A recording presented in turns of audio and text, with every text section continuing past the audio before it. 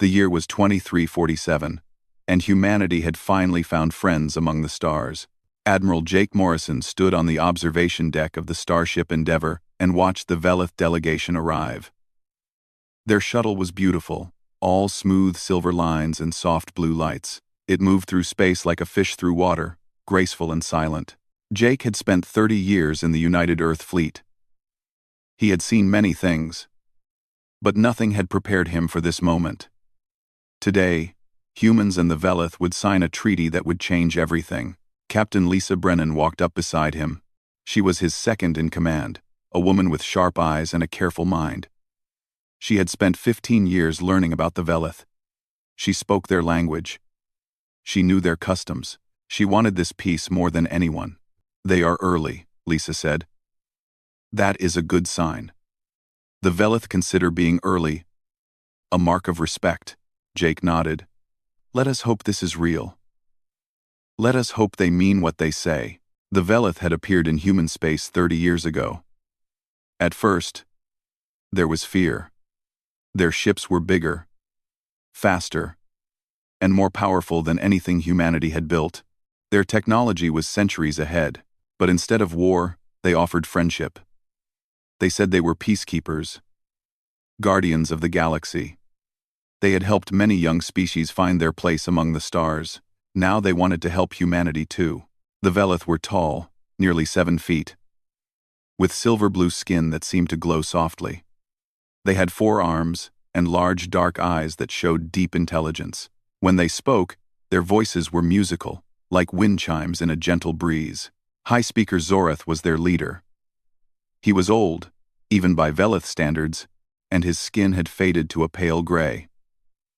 But his eyes were bright, and he moved with the confidence of someone who had shaped the fates of worlds. Jake met him in the Great Hall of the Endeavour. Hundreds of diplomats, scientists, and military officers from both species filled the room. Cameras broadcast the event to every human colony, to every station, to every ship in the fleet. "Admiral Morrison," Zorath said, extending 2 of his 4 hands in the Velith greeting. "This is a great day for our peoples." Jake took his hands and felt the cool, smooth texture of Velith skin. "High Speaker, we are honored by your friendship."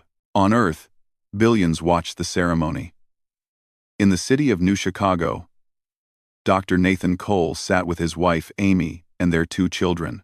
Nathan was a xenobiologist, one of the scientists who had helped make first contact possible. He had spent years studying the Velith, learning their biology, their culture, their history. "Is this really happening?" Amy asked, squeezing his hand. Nathan smiled.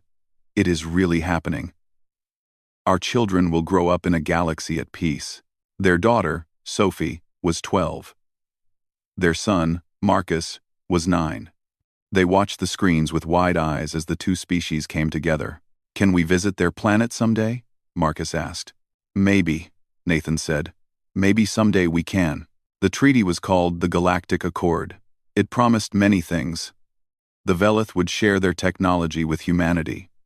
They would protect human colonies from the dangers of the galaxy. In return, humans would join the Velith Collective as partners and equals. Secretary General Daniel Warren signed the treaty on behalf of Earth.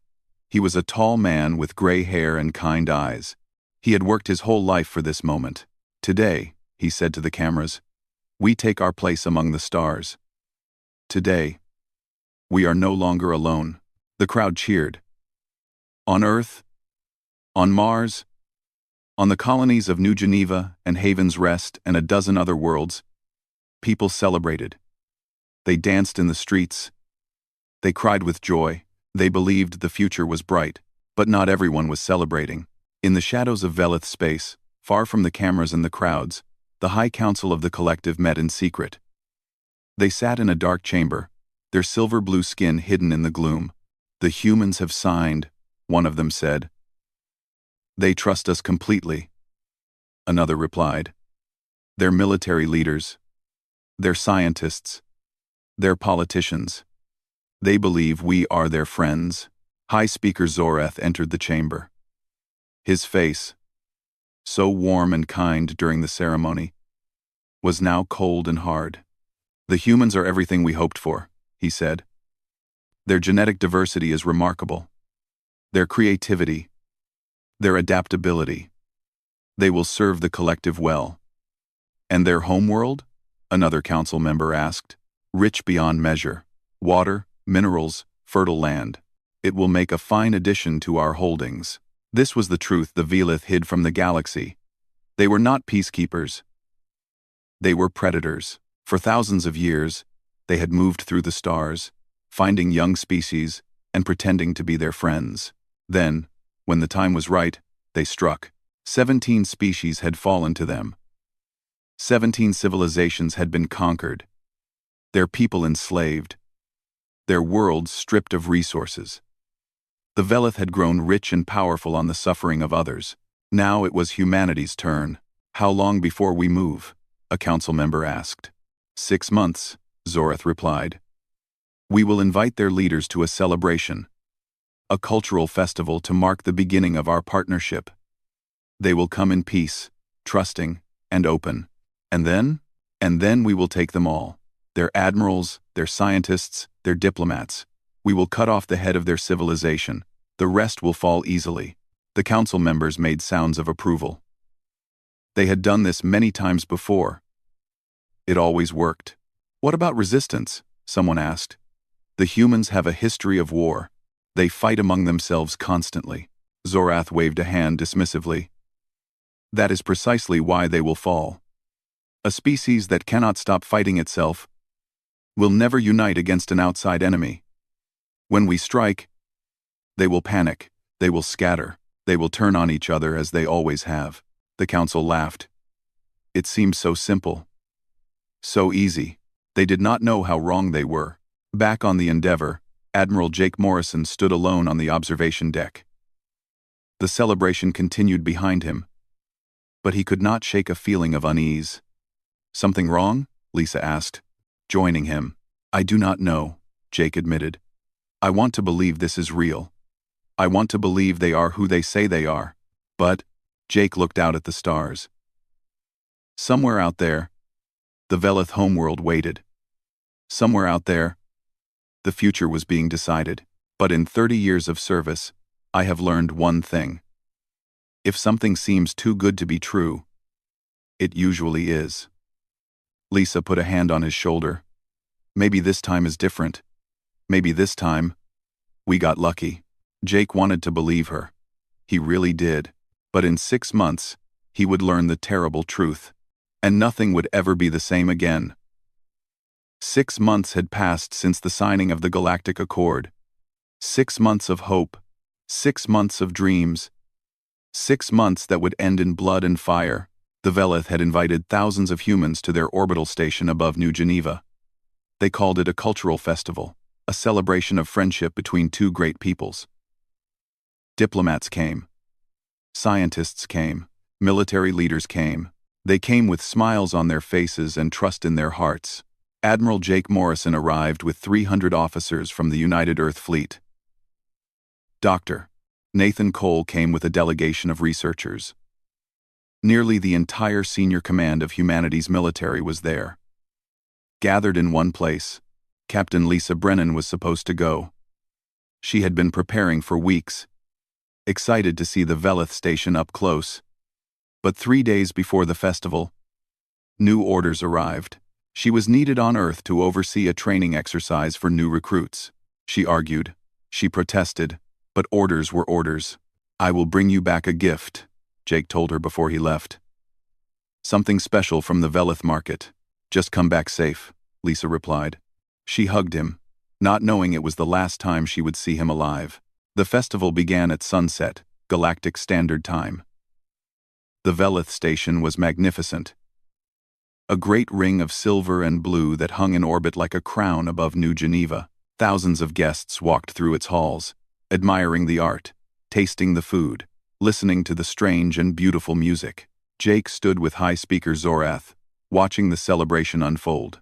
Your people seem happy, Zorath said. That pleases me.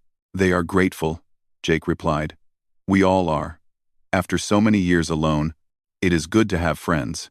Zorath smiled, but his eyes were cold. Yes. Friends. At exactly midnight, The trap was sprung. Every door on the station sealed shut. The lights flickered and changed to a deep red. A strange sound filled the air. A high-pitched whine that made Jake's head spin. "What is happening?" he demanded. Zorath stepped back, his smile now cruel and victorious. "What is happening, Admiral, is that humanity is about to learn its place in the galaxy." Neural disruptors activated throughout the station. They were hidden in the walls, in the ceiling, in the floor. The sound waves disrupted human brain function, causing confusion, pain, and unconsciousness. Jake fell to his knees, fighting to stay awake. Around him, hundreds of humans collapsed. Some screamed. Some tried to run. But there was nowhere to go. "You trusted us," Zorath said, standing over Jake. "That was your mistake. Trust is weakness. And the weak do not survive." Jake managed to pull out his communicator. His hands were shaking, his vision blurring. But he had to warn someone. He had to let Earth know. "They have betrayed us," he gasped into the device. "Trust nothing. Fight everything." Then everything went dark. Across human space, the Velith attacked. Their warships had been hiding in the darkness between stars, cloaked and silent. Now they appeared, dozens of them, above Earth, New Geneva, and 7 other colony worlds. The message they broadcast was simple: surrender unconditionally, or face extinction. On Earth, chaos erupted. People ran through the streets, looking up at the sky where alien ships now blocked out the stars. Military bases scrambled to respond, but they had been designed to work with the Velith, not fight them. Secretary General Daniel Warren was in his office when the attack began. He tried to reach the military command, but communications were jammed. He tried to address the public, but the broadcast systems were down. His security chief, a man named Peterson, entered the room. "Sir, we need to evacuate." Warren nodded and stood up. He did not see Peterson pull the weapon from his jacket. He did not have time to react before the energy blast hit him in the chest. Peterson watched the Secretary General fall. Then he spoke into a hidden communicator. Target eliminated. Proceeding to secondary objectives. He had been a Velith agent for 5 years, hiding in plain sight, waiting for this moment. On the station above New Geneva, 12,000 humans were dead or captured. Those who survived were dragged to holding cells, stripped of their equipment, and separated into groups. Dr. Nathan Cole woke in a small white room. His head pounded. His body ached. He tried to move, but his arms and legs were bound to a metal table. A Velith scientist entered. He was younger than Zorath, with bright silver skin and eyes that showed no mercy. "You are Dr. Cole," the scientist said, "the xenobiologist. We have been looking forward to meeting you." "Where am I?" Nathan demanded. "What have you done with the others?" "They are being processed. Some will be studied. Some will be put to work. Some will simply be eliminated. It depends on their usefulness." Nathan felt sick. "Why? We trusted you. We wanted peace." The scientist laughed. It was not a pleasant sound. "Peace is for the weak. The strong take what they want. That is the law of the galaxy." He pulled up a display screen that showed images of other species. Strange creatures with scales and feathers and shells. All of them looked broken. "Defeated. 17 species before you," the scientist said. 17 civilizations that trusted us, just as you did. We take their worlds, their resources, their genetic material. We use them to make ourselves stronger. "You are monsters," Nathan said. "We are survivors. In this galaxy, that is all that matters." On Earth, Lisa Brennan watched the news reports with horror. The station above New Geneva was silent. The fleet was in chaos. And Velith warships hung in orbit, waiting. She tried to contact Jake. No response. She tried to reach the other admirals. Nothing. The entire senior command had gone dark. A young officer ran up to her. "Captain, we have received a transmission." It came from the station just before it went silent. Lisa took the device and played the message. Jake's voice, weak and strained, filled the room. "They have betrayed us. Trust nothing. Fight everything." Lisa closed her eyes. In that moment, something inside her changed. The woman who had believed in diplomacy, who had spent 15 years building bridges with the Velith, died. In her place was something harder, colder, more dangerous. She would not cry. She would not grieve. Not yet. There would be time for that later. If there was a later. Right now, there was only one thing that mattered. "Get me whoever is left of the military command," she said. "We need to organize. We need to fight." "Captain, the Velith ships. They are demanding surrender." Lisa looked up at the sky, where the enemy waited. Her voice was steady and cold. "They can demand whatever they want. We will never surrender. Never." Across the galaxy, the same scene played out on every human world. Fear, confusion, and then something else. Something the Velith had not expected: anger. The aliens had studied human history. They had seen the wars, the conflicts, the endless fighting. They thought they knew what humans were. They thought they understood, but they had made a terrible mistake. They had seen humanity divided. They had never seen humanity united. In the ruins of their dreams, in the ashes of their trust, humans did not turn on each other. They did not scatter and hide. Instead, they remembered who they were. They remembered what they were capable of, and in that remembering, something was born. Something that would shake the galaxy to its foundations. The night of ashes had ended. The age of vengeance had begun. In the weeks after the betrayal, humanity learned to survive. The Velith controlled the space above Earth and the major colonies.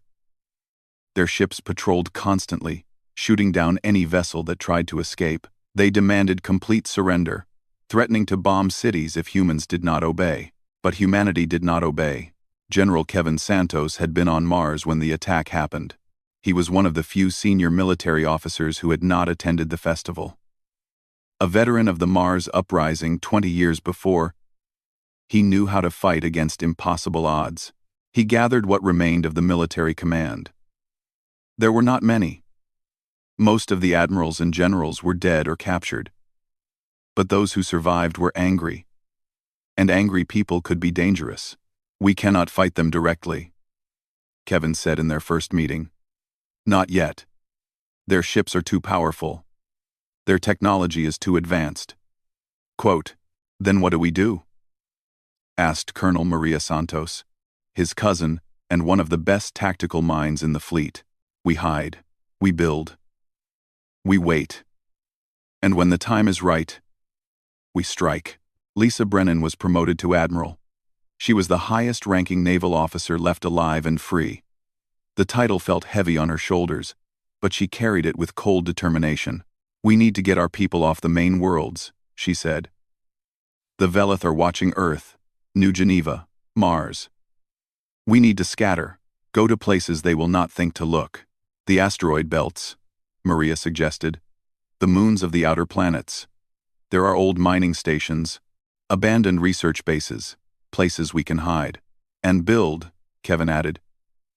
"We need ships, weapons, everything we can make." The plan spread through secret channels.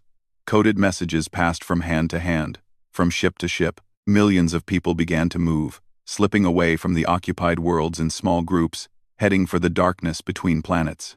The Velith noticed, of course.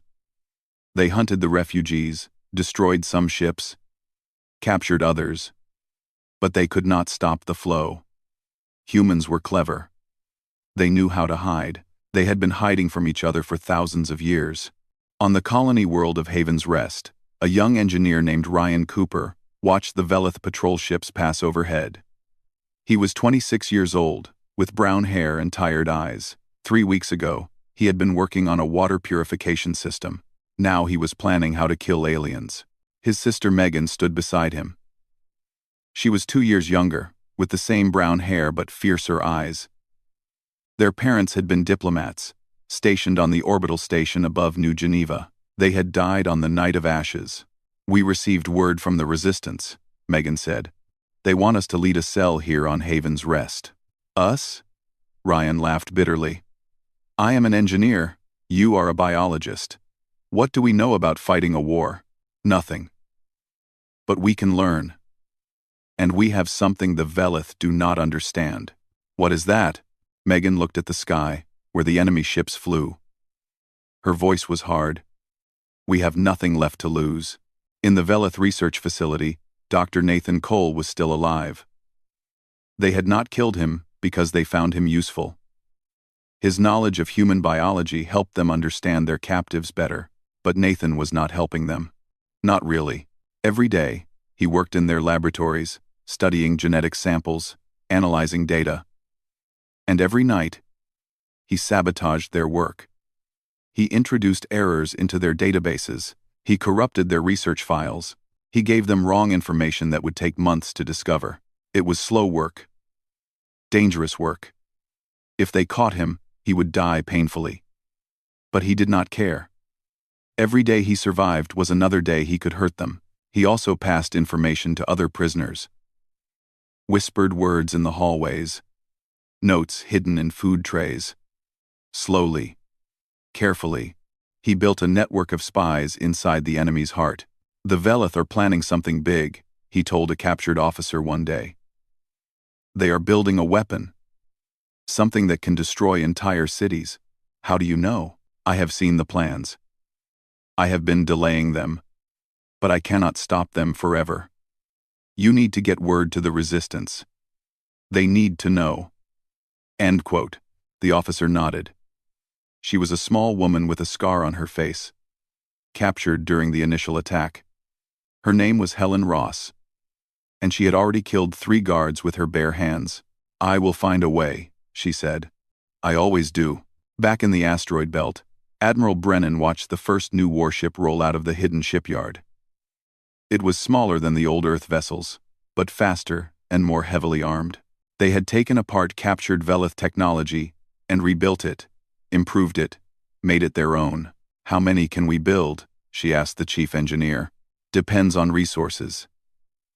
If we can raid more Velith supply ships, maybe 100 in the next year. Maybe 200. That is not enough to take back our worlds. No, but it is enough to hurt them, to show them we are not beaten. Lisa thought of Jake, dead or captured on that cursed station. She thought of the 12,000 who had died with him. She thought of the billions on Earth, who now lived under alien occupation. Then we hurt them, she said. We hurt them until they bleed. On Earth, General Santos organized the underground resistance. It was dangerous work. The Velith had spies everywhere. Human traders who worked for them in exchange for safety or comfort. But Kevin had learned long ago that fear was a tool, and it could be used both ways. We do not need to win battles, he told his fighters. Not yet. We need to make them afraid. We need to show them that no matter where they go, no matter what they do, humans will be there, watching, waiting. Attacks began across the occupied territories. Supply depots destroyed. Patrol vehicles ambushed. Collaborators eliminated. The Velith responded with brutal force, but for every resistance fighter they killed, 2 more took their place. The word spread across the galaxy. Humanity was not broken. Humanity was fighting back. In the secret shipyards, new weapons were developed. Missiles that could penetrate Velith shields. Fighters that could outmaneuver their patrol ships. Armor that could protect soldiers from neural disruptors. Human scientists worked day and night, fueled by coffee and rage. They took everything the Velith had given them and turned it against the enemy. They were creative. They were desperate, and desperate people could do impossible things. 2 years passed. 2 years of hiding, building, planning. 2 years of small victories and terrible losses. 2 years of waiting for the right moment, and then, one day, Admiral Brennan looked at her fleet. 300 warships, crewed by men and women who had lost everything and gained purpose. They were not enough to win the war, but they were enough to start it. She stood on the bridge of her flagship, a vessel they had named Defiance. It was built from the wreckage of destroyed ships, held together by welding and hope. But it was strong. Strong enough. "Send the signal," she said. "Tell everyone. The time has come." Across human space, the message spread. In asteroid bases and hidden stations, on occupied worlds and refugee ships, people received the word and prepared. The storm was coming, and the Velith would learn what happened when they pushed humanity too far. Ryan Cooper loaded his weapon and looked at his sister. "Are you ready?" Megan nodded, her eyes bright with fierce determination. "I have been ready for 2 years." Somewhere in the darkness, Admiral Brennan gave the final order. "All ships, move to attack position." Today, we remind the galaxy who we are. The gathering storm had broken. The war for humanity had truly begun. The Velith supply depot at Korath Prime was the largest in this sector of space.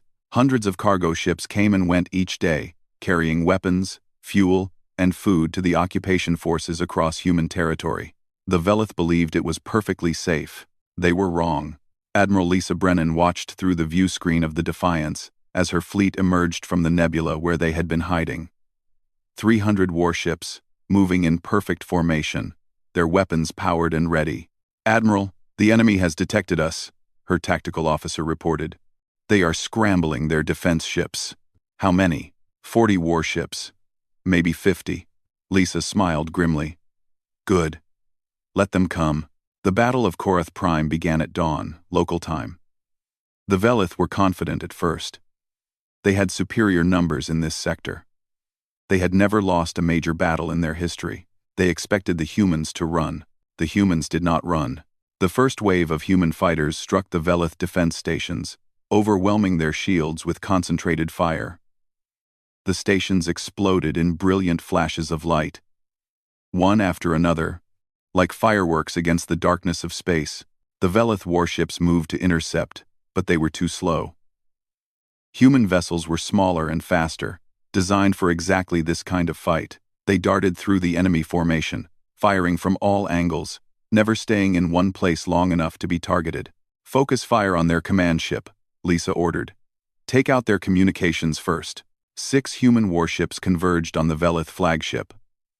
Their missiles struck home, punching through shields that were designed to stop weapons from a century ago. The command ship broke apart, its crew spilling into the vacuum. Without coordination, the remaining Velith ships fell into chaos. They fired wildly, hitting each other as often as they hit the humans. Some tried to flee. They did not get far. The battle lasted 6 hours. When it ended, the Korath Prime depot was a field of floating wreckage. 40 Velith warships had been destroyed. The human fleet had lost only 12. On the bridge of the Defiance, Lisa allowed herself a moment of satisfaction. Then she turned to her officers. "This is just the beginning. Send word to General Santos. Phase 2 starts now." On Haven's Rest, Ryan and Megan Cooper led a strike team through the sewers beneath the Velith occupation headquarters. They had been planning this assault for months, mapping every tunnel, learning every guard rotation. 3 guards at the next junction, Megan whispered, checking her scanner. 2 on the left, 1 on the right. Ryan nodded and signaled to his team. 20 fighters, armed with captured Velith weapons and human-made explosives. Not enough to take the whole building, but enough for what they needed to do. They struck fast and hard. The guards fell before they could raise an alarm.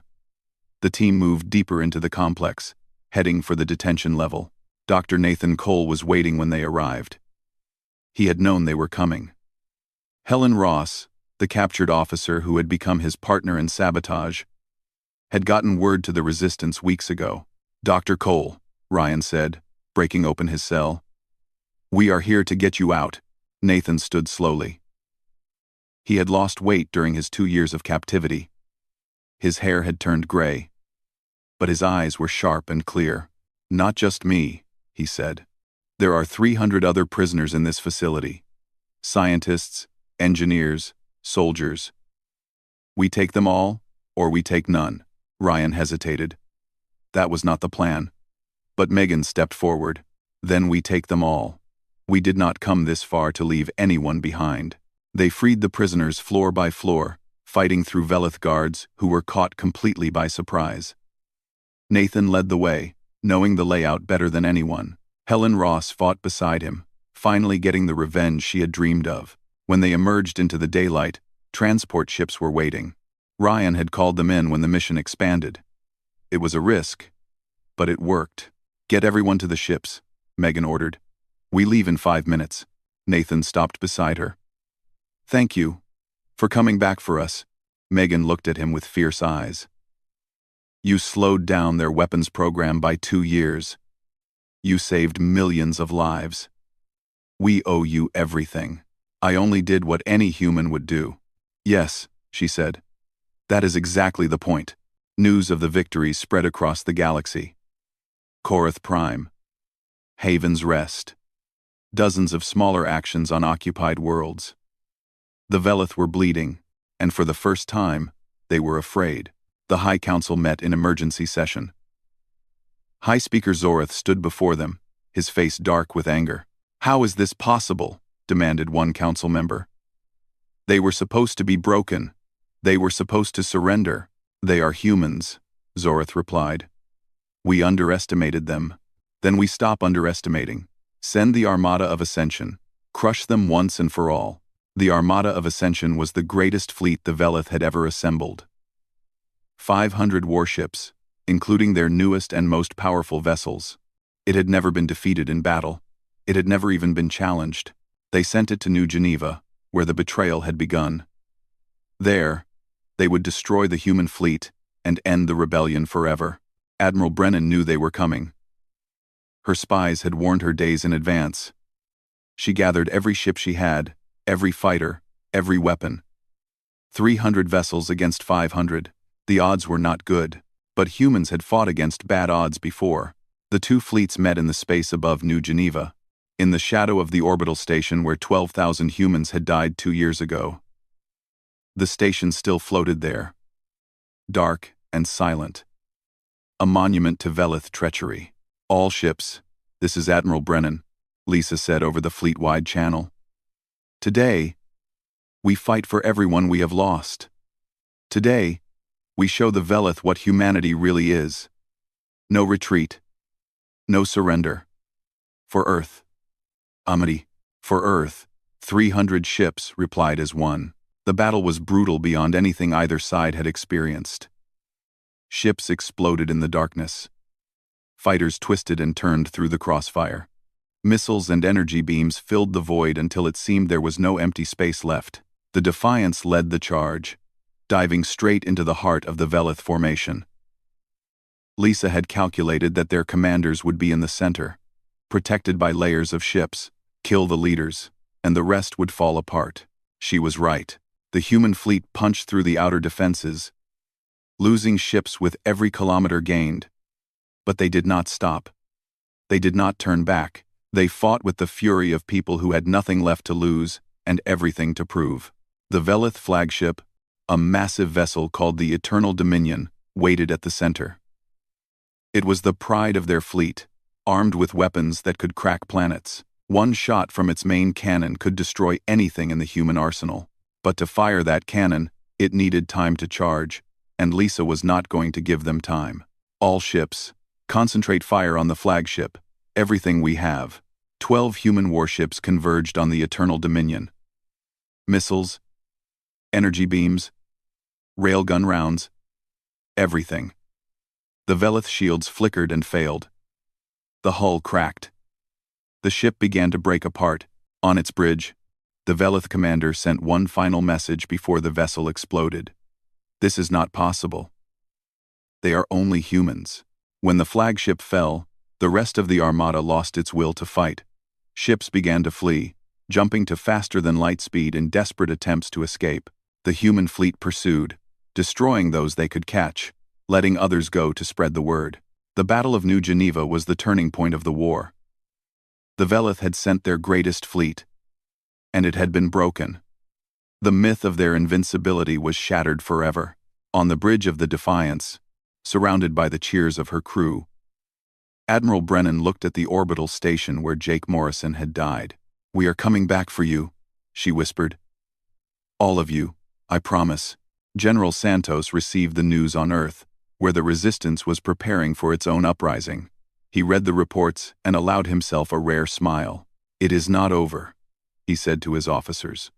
"But now they know. Now the whole galaxy knows. Humanity does not surrender. Humanity fights."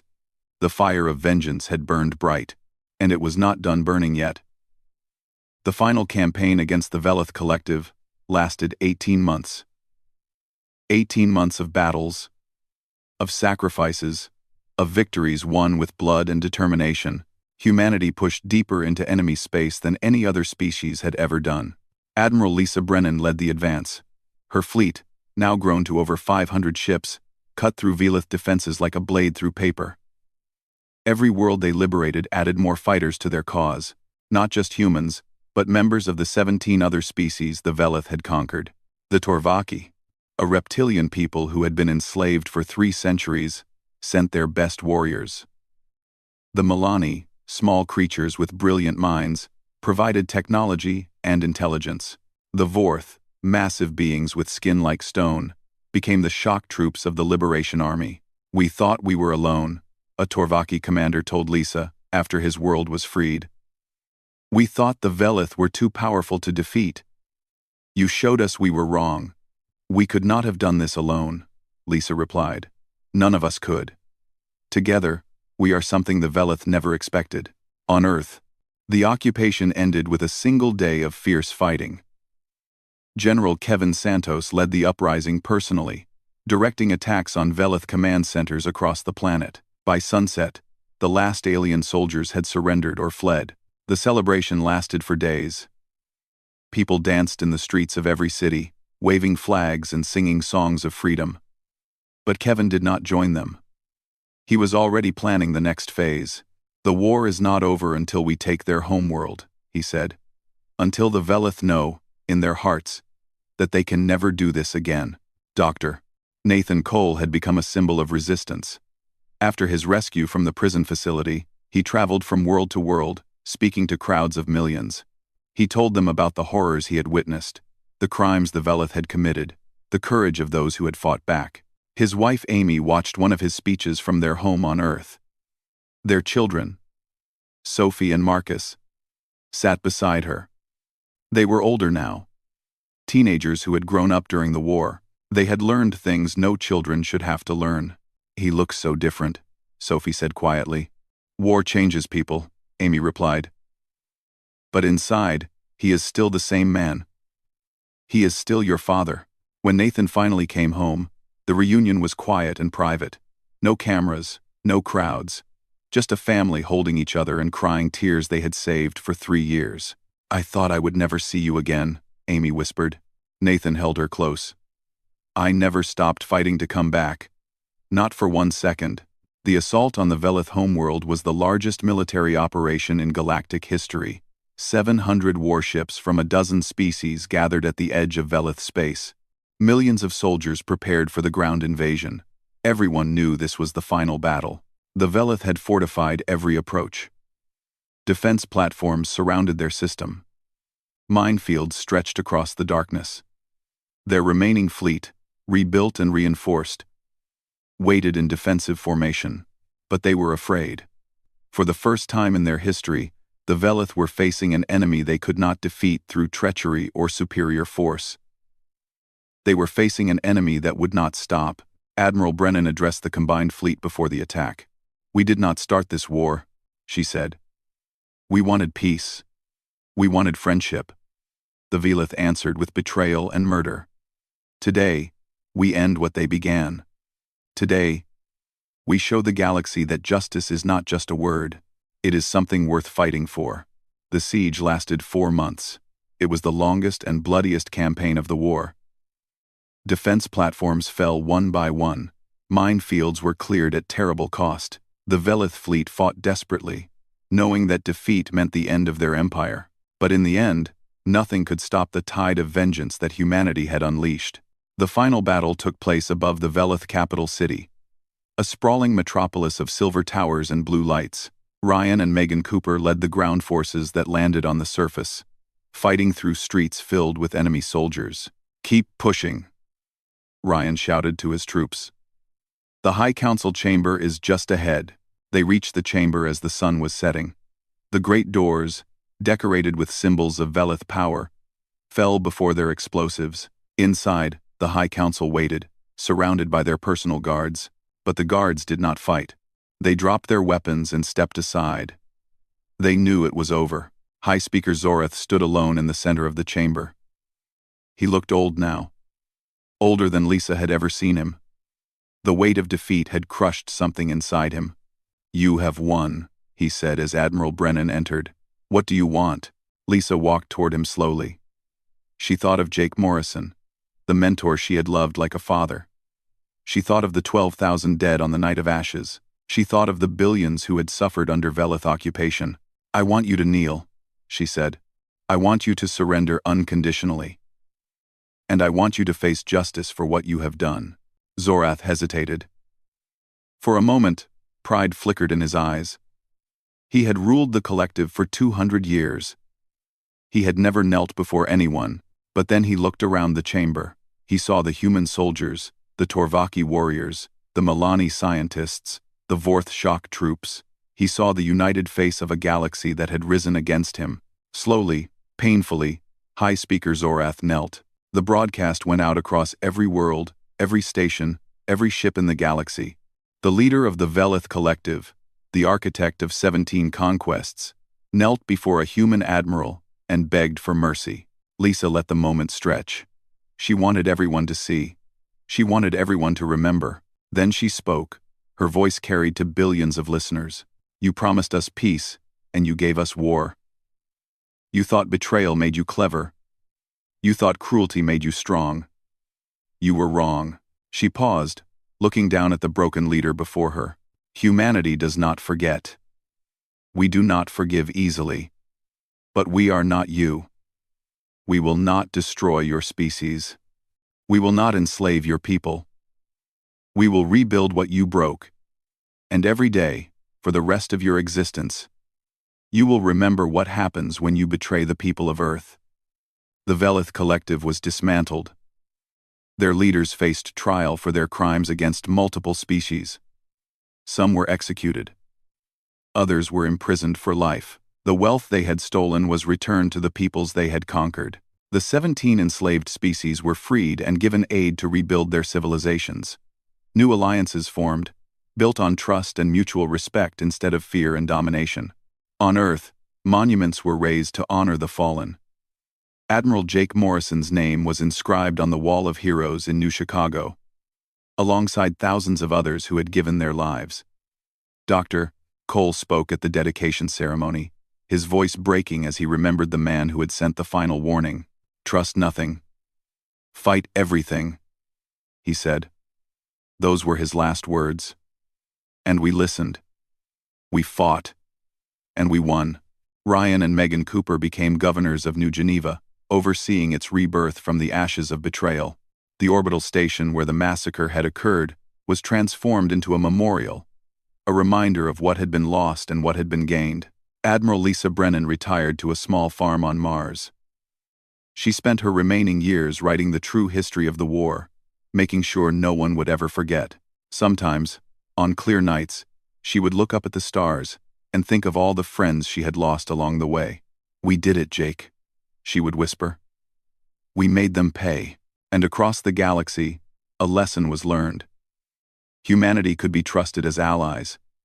They could be generous, curious, and kind. They were eager to make friends and slow to make enemies. But they should never, under any circumstances, be betrayed. For when humans were betrayed, they did not break. They did not surrender. They burned with a fire that could not be extinguished. And in that fire, empires fell. The story would be told for 1,000 years. The story of how a young species, underestimated and betrayed, rose from the ashes of defeat to reshape the galaxy. The story of the Night of Ashes and the fire of vengeance. The story of what happens when you push humanity too far. It became a warning, passed from species to species, from generation to generation. A simple message that carried the weight of history behind it. Do not betray the humans. Do not make them your enemy, for they will remember, they will unite, and they will never, ever stop. The stars had learned their lesson. And peace, true peace, finally came to the galaxy. Not the false peace of the Velith, built on lies and treachery, but real peace, built on justice and the knowledge that humanity would always defend what was right. And that was the best ending of all.